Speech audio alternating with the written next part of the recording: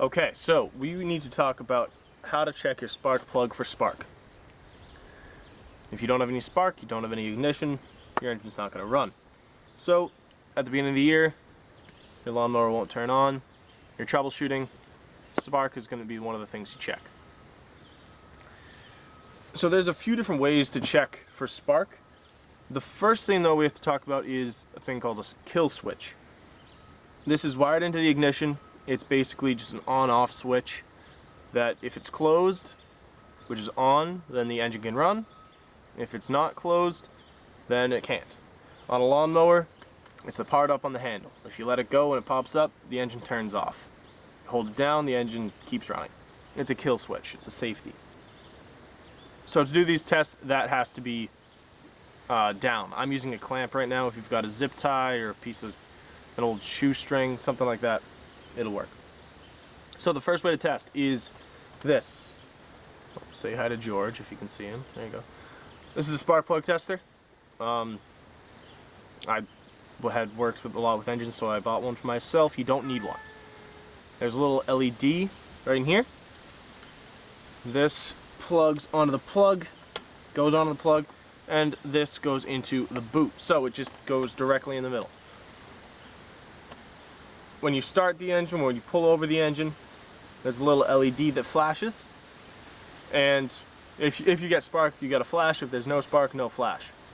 This costs $15–20 though, and you don't need it.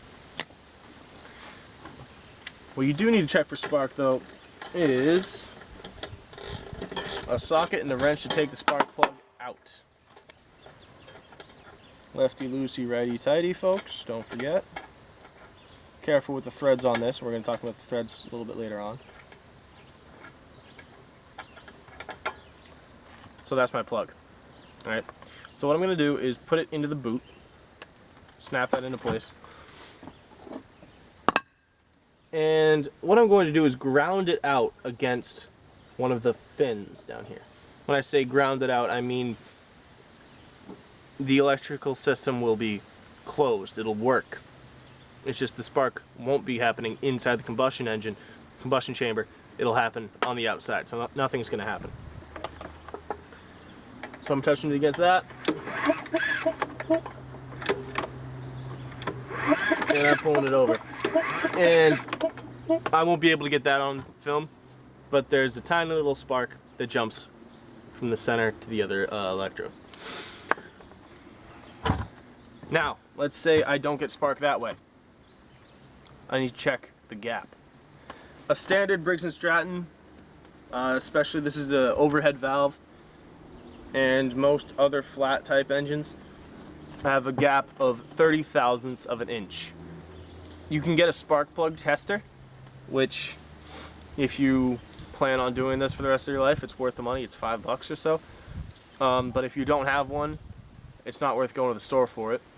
I looked all around the house and I found that a small paper clip, the one that's about, I don't know, 1 1/8 inch long, the wire on this is 30 thousandths of an inch.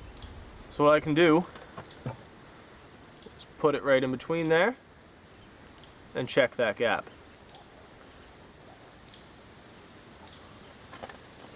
That is perfect.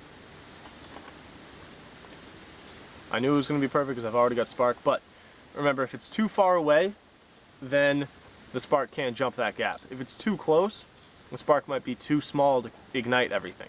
So you can either push down to like your workbench, try to close it up, or carefully pry that open with a screwdriver. What do you need, George? Last thing we're going to talk about is cleaning this. This one's relatively clean, but a lot of times when we get old lawnmowers, they only just need to have a clean spark plug. I'm going to go grab something and then we can talk about that. Alright, so I want to clean my spark plug. It's got carbon all over it. It's a little bit gunky. I want to clean it up. The easiest way to do this is with a little bit of gasoline. I took some of the gasoline from our tank and just put it in this small glass jar. If you don't have a glass jar like this, Don't use a plastic cup. The gasoline will eat right through that plastic. Another thing is don't do this in your driveway. The gasoline will eat through the asphalt and cause a spot. Don't do this in the front yard. Don't do this in the patio. Do this in the garage.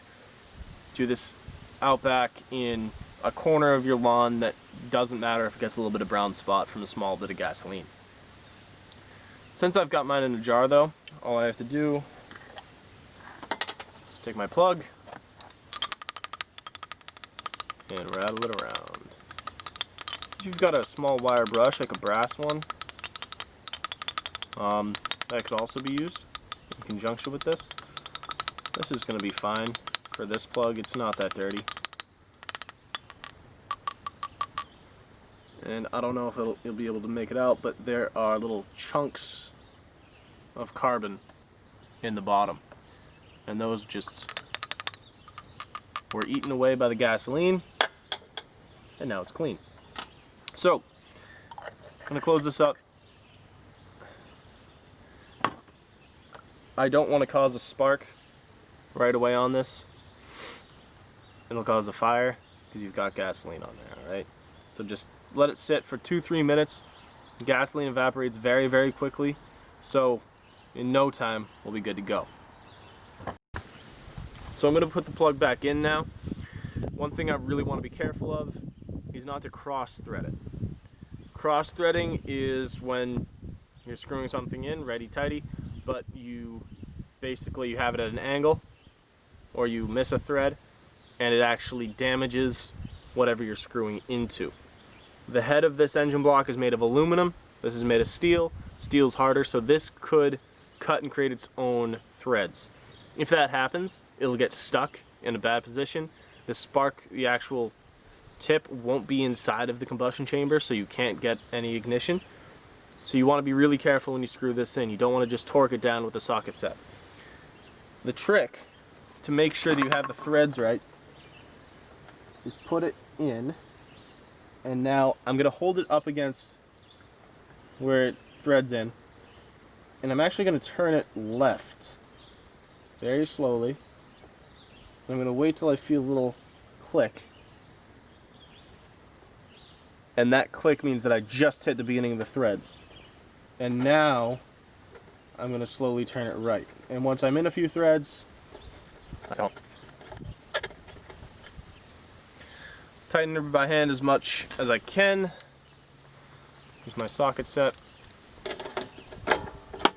And make sure I can turn the socket. And tighten it up.